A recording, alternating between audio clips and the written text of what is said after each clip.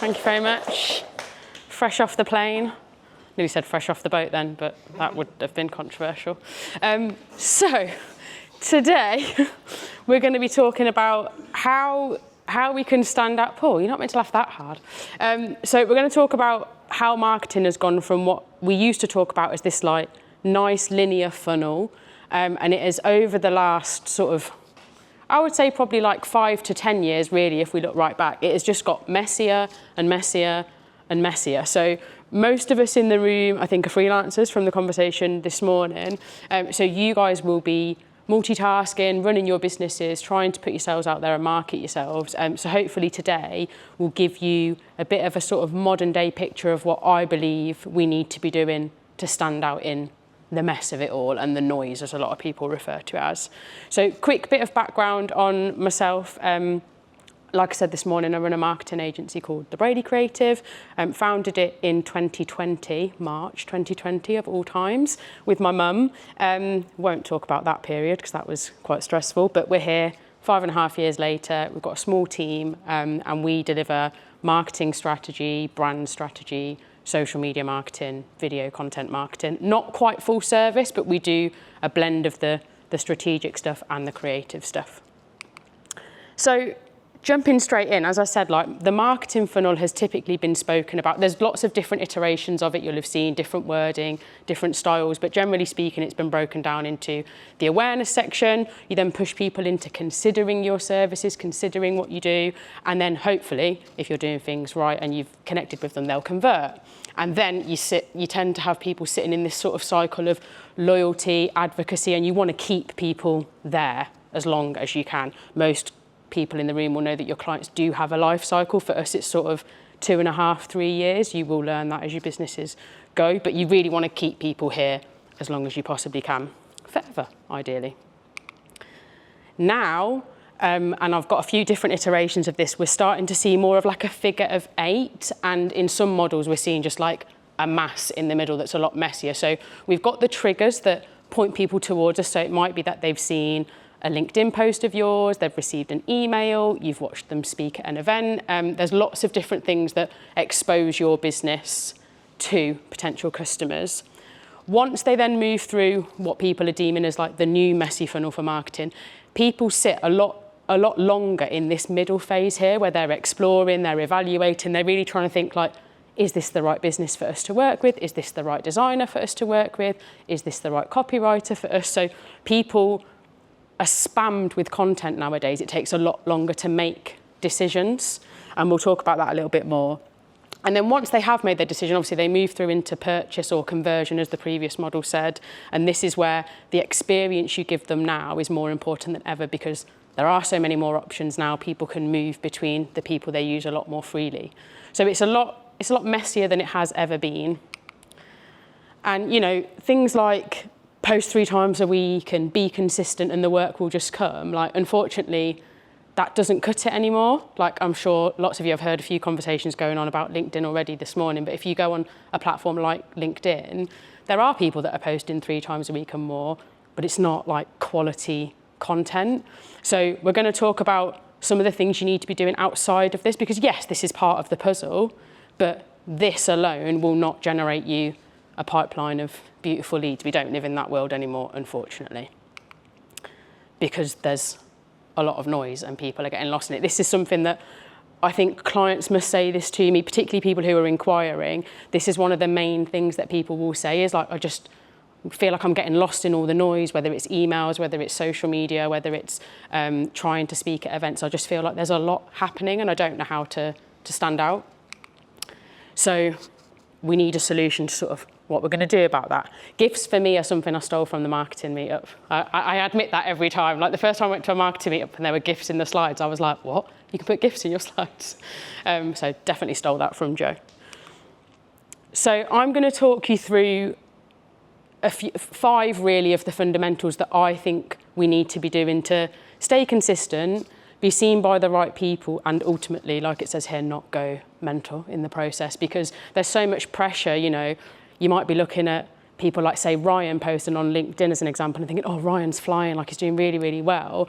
But we're just absorbing the the vanity metrics of a post. We don't know what Ryan's got going on behind the scenes. He might be, you know, swanning on the surface and paddling like mad, trying to like deal with all the clients. So it's really easy to compare what other people are doing to what you might be struggling with. So I'm going to try and bring it back to 5 things that I think we all need to concentrate on that have kept me steady over the last sort of 6-7 years, building my profile. So things that we used to see typically, I've been in marketing now for 15, 16 years. So the cycles that we used to see would be like someone would see an ad or see a piece of your content, they'd visit your site and then they'd inquire relatively quickly. It might not be on that day, but it wouldn't take that long for them to inquire. Or they'd see a piece of content, they'd visit your profile and then they'd inquire. They'd see a piece of content, maybe come to an event like today, and then business would be done.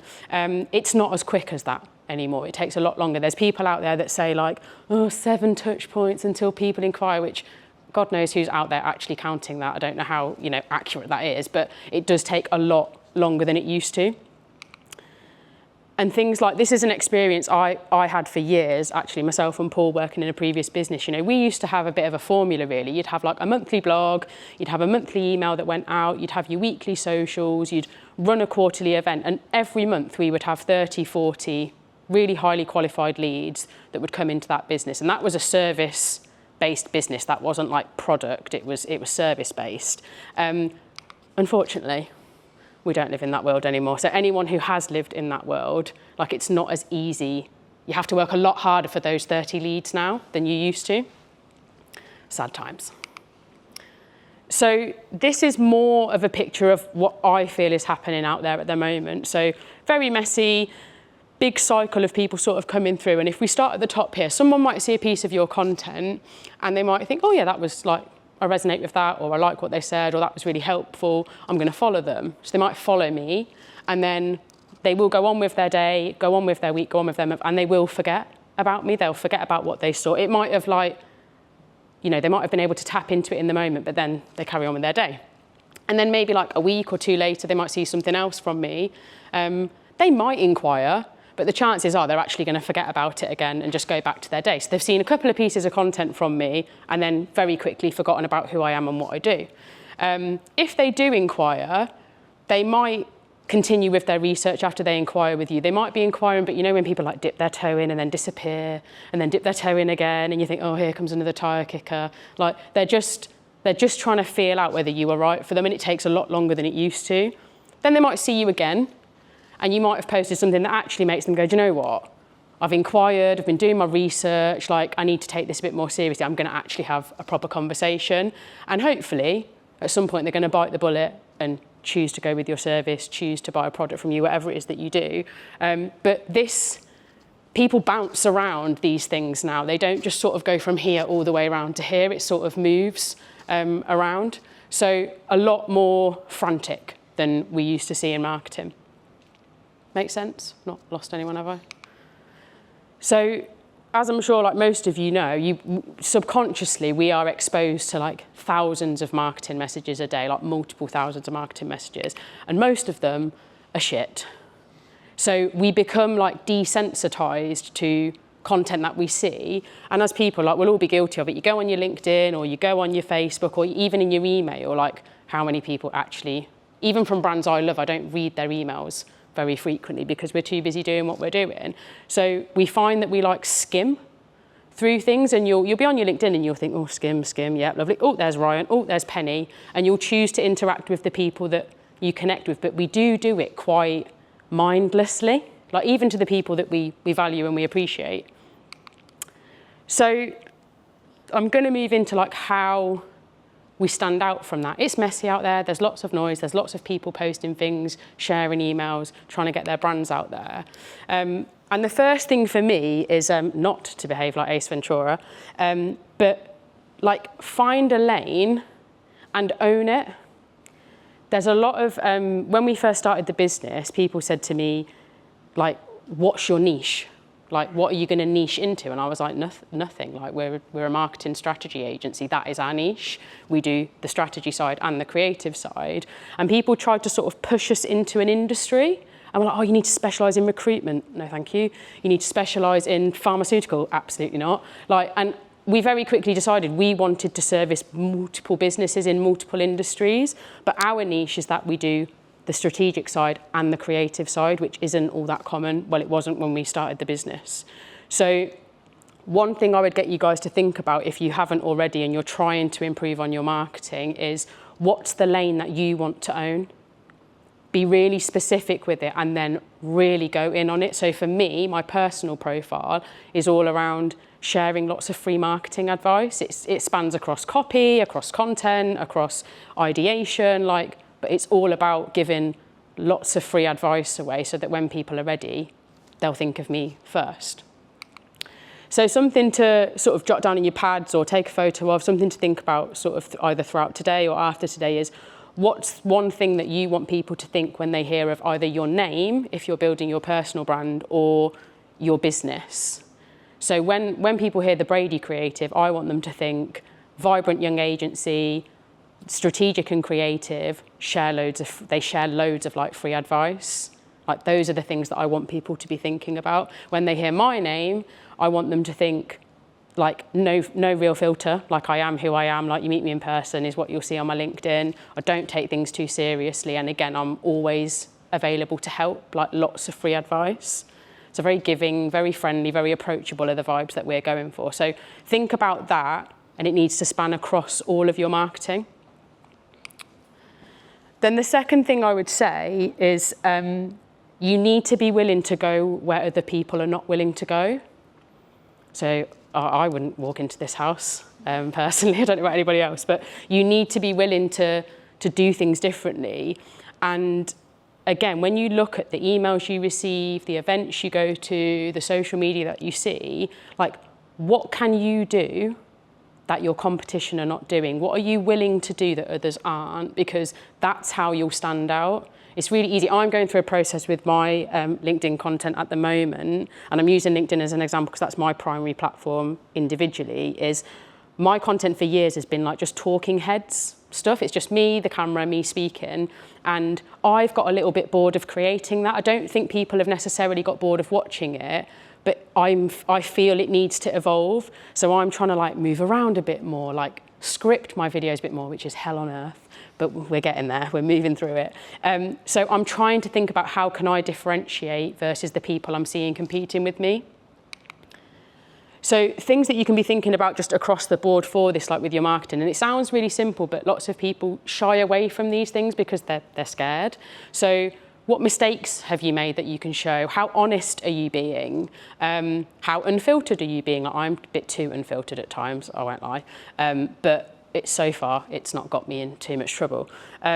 Bold opinions that you've got about your industry. I've got a couple of pieces that I'm working on at the moment around being deemed expensive.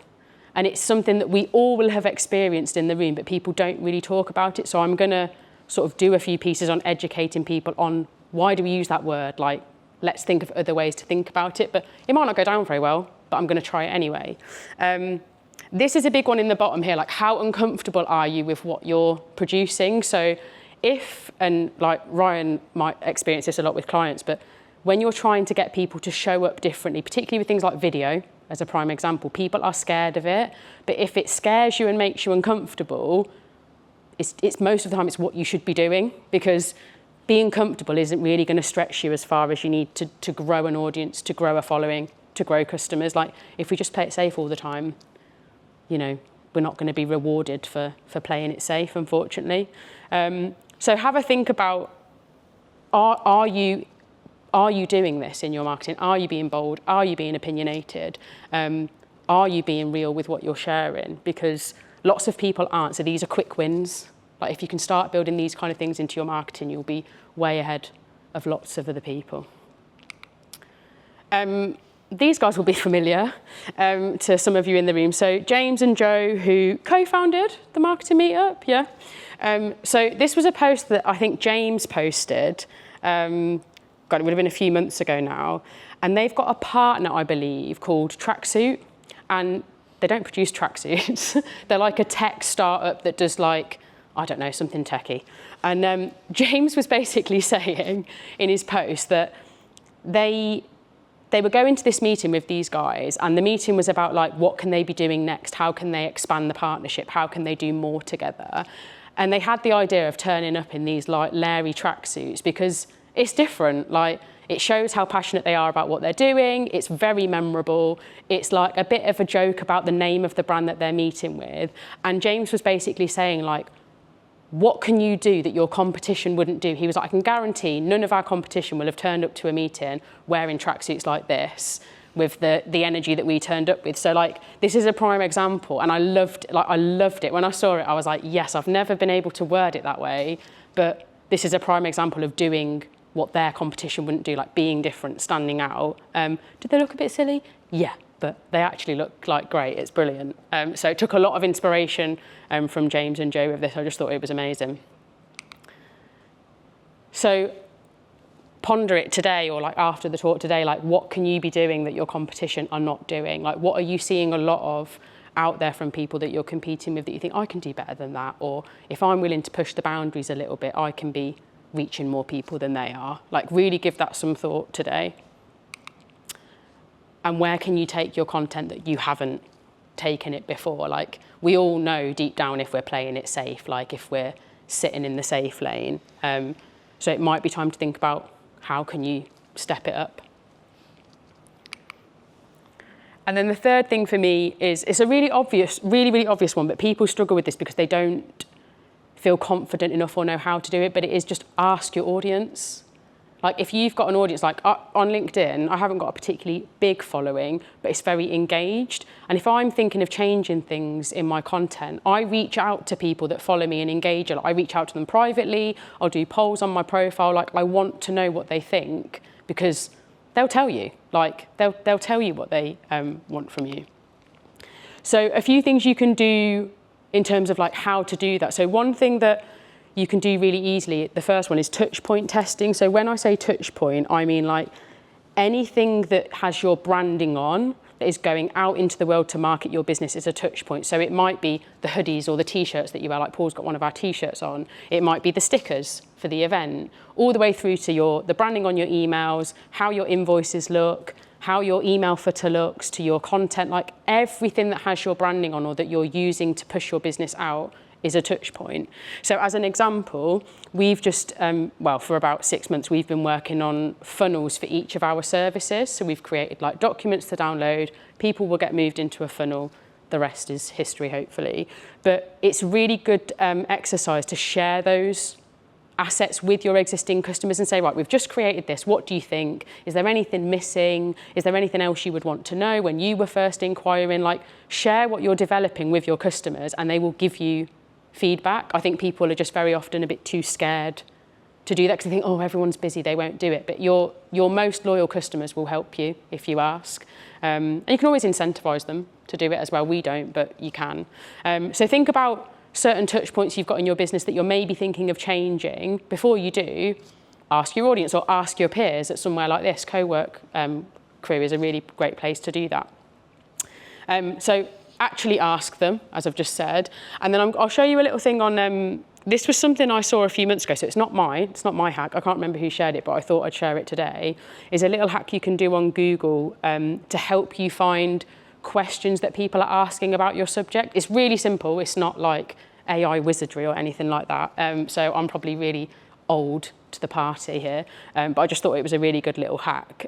So as an example, if I type into Google tips for standing out in the messy middle of marketing, if you scroll about halfway down the page on Google, once you get past all the ads and everything, you'll reach a section that has like a section here that says people also ask.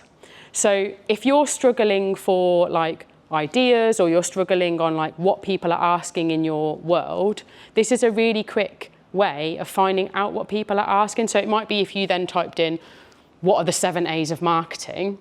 You scroll back down halfway down the page and there'll be other questions relating to that. Or like Dave, you said earlier, like what is a digital product designer?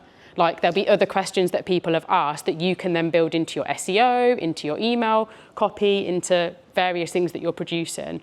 So this is another really good way of sort of finding out what are people talking about in your area of expertise. Really simple, but I saw it a few weeks ago on LinkedIn and I was like, that's genius. And then another slightly like loaded word is like consistency. And Penny's like wincing at the back. Because when people hear, my experience is that when people hear, oh, you need to be consistent, people seem to think that means like, right, I've got to post every day and I've got to send an email like twice a week. And I've got like, people hear consistency and they think volume. When actually like, if you can sustain posting on your LinkedIn once or twice a week and it's really high quality stuff, fantastic. Like if it's only once a week, but you can be consistent with it, that's better than posting 3 times a week and then dropping off after 2 and coming back 10 months later and no one's going to have remembered you. Same with your emails. Like if you like splurge a load of emails to people and then disappear, people need to see you regularly, even if they're not reading every word, watching every second of the video. So this really matters for standing out because people will come and go in your market, competitors will come and go, and you'll see people come and you'll think, I've had a few people come along in the last 5 years and I've thought, shit, like they're really good, I really need to like, up my game. But they've not been able to sustain what they were doing, whereas I have. So, you know, if you can keep banging the drum, keep going at your own rhythm, it will pay you back. And another part of this consistency piece for me, anyway, is my opinion is your brand should be the same everywhere. So there will be little iterations. So say if you've got some part of your market is you're dealing with lawyers and other part of your market is you're dealing with startups. There may be iterations in the tone that you use with those people, but how your brand shows up needs to be the same, whether it's on your LinkedIn, again, in your emails, in how you answer the phone. Like I'll always say to the team, like, we had a lady who used to work for us and she was very formal when she answered the phone. And I was like, dude, like chill, just breathe. Just be like, hi, Hannah speaking, can I help? Like, it doesn't need to be super formal because that's not who we are. Likewise, in the way I would write my emails, like I use GIFs in my emails. I'm not overly formal because that's not what I'm like. So really think about like how consistent is your content across the board? Because it doesn't just mean consistency in terms of how often we're showing up, it's about how consistent we look and sound as well. Because again, you'll have people come and go and people will sound like one way one week and then they'll have switched it up another week. Like you've got to give things time to build the momentum. And this is not everyone's favourite, I can't lie, but it's a long game in marketing now. There are things that we can do to like advance lead generation, like you can be using social ads and things like that. But even that, you need like a good 6-12 months to really build an effective ad strategy. You're not going to have like 2 weeks of posting ads and then all of a sudden you've got this. You might have a flurry of business, but there will be peaks and troughs. So if you really are taking your marketing seriously, like word of caution, you've got to like buckle in for the long haul. It's not, I've been posting for 6 years, as you'll see in a minute. I'm going to show you the first ever video I posted on LinkedIn. It's absolutely terry. But 6 years later, my LinkedIn profile, now it's probably dropped off a bit, but a couple of years ago, my profile was producing probably 65% of the business that came in. It's probably dropped off more now to like 30, 40, because we're getting a lot more referrals and the team are now sharing, so we get more from the team's profiles as well. But that didn't just happen overnight. That took like years of posting. I'll give you an example. I had a guy, what would it have been about 18 months ago. I got a message in my DMs on LinkedIn and it just said, hi Hannah, Rob here, you probably don't remember me, but we actually went on a copywriting course together 10 years ago. And I've been following you ever since, like I've been following everything you've been doing, like it was a bit weird, but he didn't mean it that way. And he was like, I've been keeping up with what you're doing and I love what you do. I'm actually on the board of an up and coming agency in India, in New Delhi, and they're looking for a UK marketing strategy partner. Would you be interested? And I was like, well, yeah, obviously, hello, yes, of course, I remember you. We're now 18 months into working with that agency. She flies over every 3-4 months to do content with us. We've got some amazing brand projects like for their clients ongoing. So 10 years. I went on a course with him 10 years ago. He never liked anything. We've had this chat. I was like, you've never liked anything. You've never commented on anything. You've just been lurking in the background. And he'd just been watching, keeping up with what I was doing. 10 years later, he's brought a huge amount of business my way. So you never know who's watching. So it can feel frustrating at times when you don't feel like people are reading your emails or looking at your socials. But trust me, there's more people watching than you think, even if they're not interacting. So the long game can be hard, but I don't think there'll be sound on this. You don't need it because it's crap. It's just me going, oh, hi, yeah, I can't wait to see everyone later at this event. Oh, yeah, okay, bye. It's absolutely terrible. I'm just rambling on about nothing. As you can see, like, it's not great quality. I didn't have a mic on, so the sound is like awful because it's really windy. So it's like, hi, it's like awful. I'm not looking at the camera. I'm literally just record a video, it'll be fine. Just put it on LinkedIn, it'll be fine. And it's not remotely entertaining or educational at all. It's just me saying, can't wait to see you all tomorrow at this event, woo, off I go. So that was video number 1 on LinkedIn 6 years ago. And I'm also wearing heels in this video, which is hilarious. Can't remember the last time I wore a pair of heels. And then this is a video I posted not too long ago. I will caveat, I didn't film this, a videographer did. I also didn't colour grade it or edit it, a videographer did. But, you know, better camera, much better mic.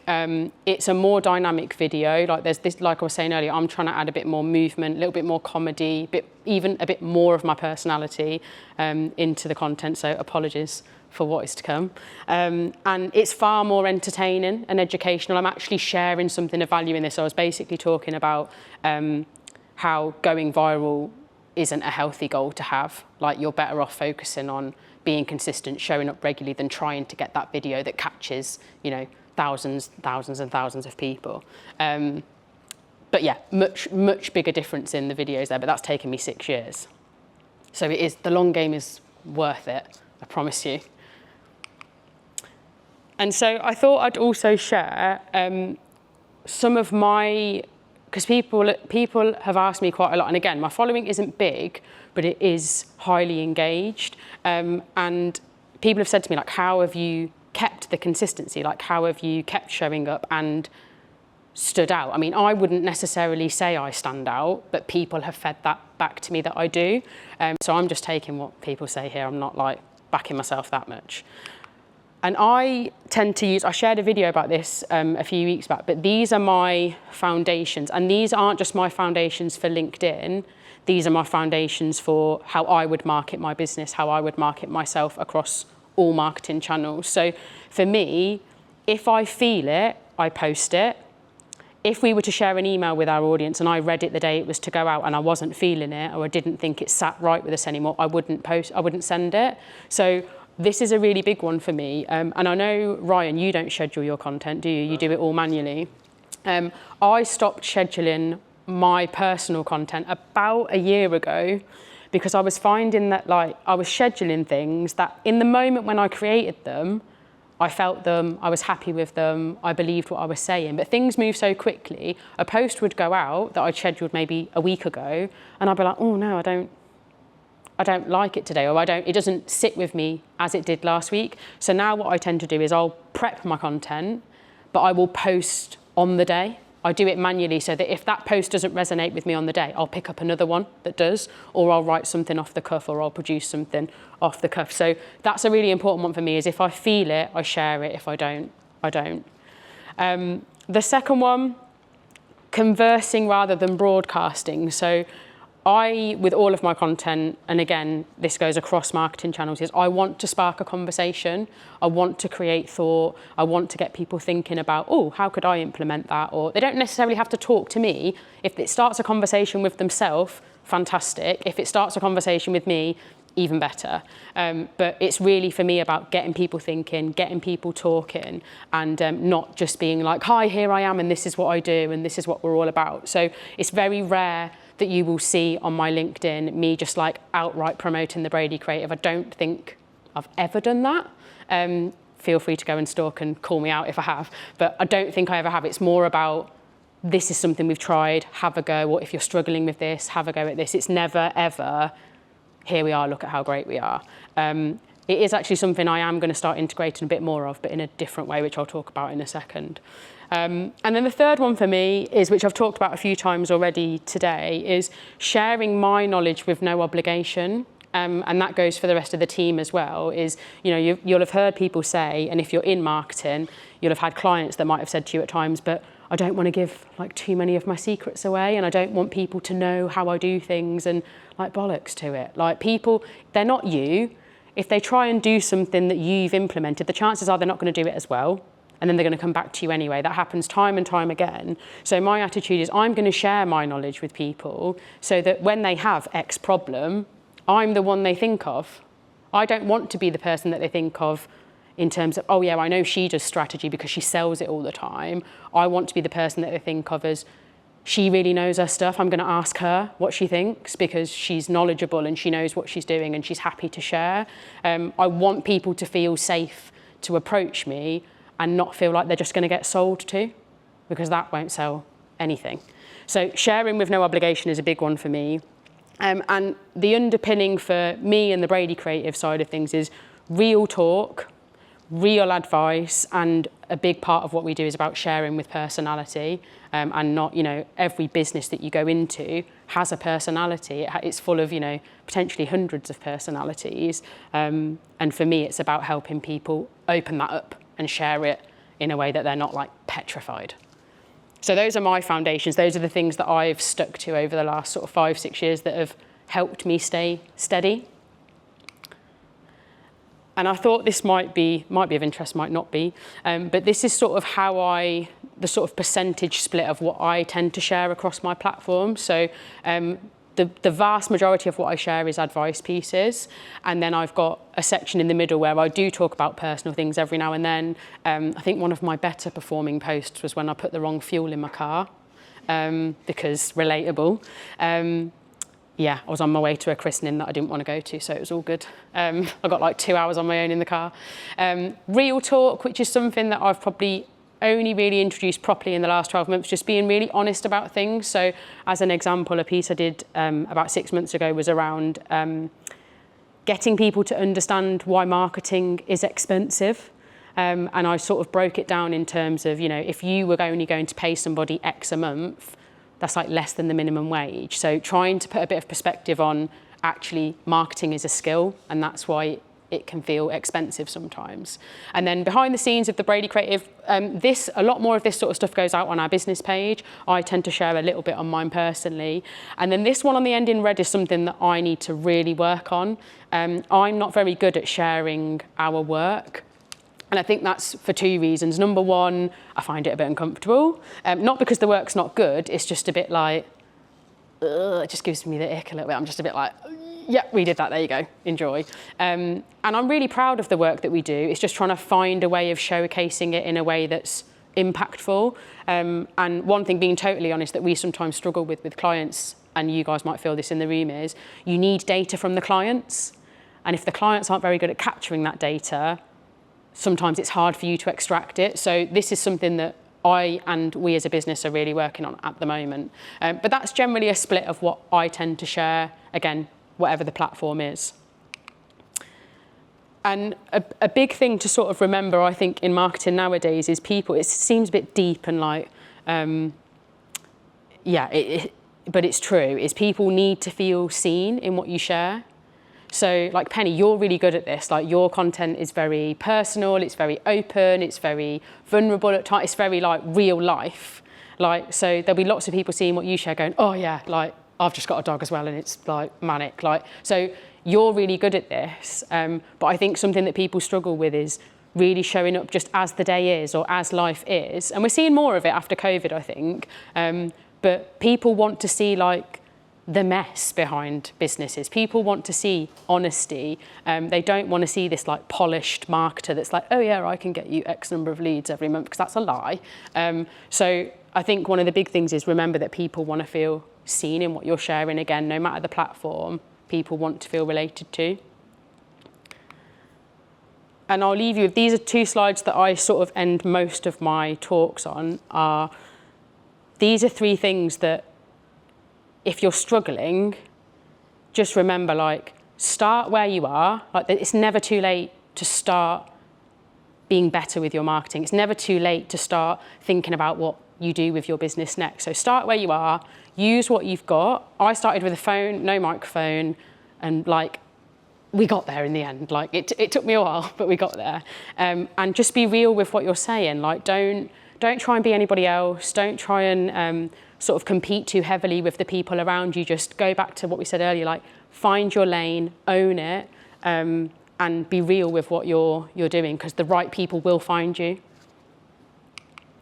And then this is my favourite quote of all time, Dr. Seuss: "Today you are you, that is truer than true. There is no one alive who is youer than you." And that goes for you as a person. It does also go for you as your business. Like, you know, when you say to people like, "Oh, what's different about your business?" And they go, "Oh, we've got great customer service." And you're like, "Oh, shut up." Like anyone can say that. Like anyone can say that. But I know I can go home and no other business has me, Paul, Eloise, Lois, Sam, Helen, another Eloise. We did have a George, but that's a sore spot. So like, no one else has those people. The people in my business are what's unique about it. The way we go about selling what we do is unique. There aren't any other agencies that do it the way we do. I know that because I've used half of them. So just remember that, like, you are unique. You do have something valuable to say, so does your business. And there will be people out there that will buy into you, that will relate to you, and that will want to work with you. You've just got to show up in a way that pulls them towards you, and that isn't doing what everybody else does. Thank you very much. The end.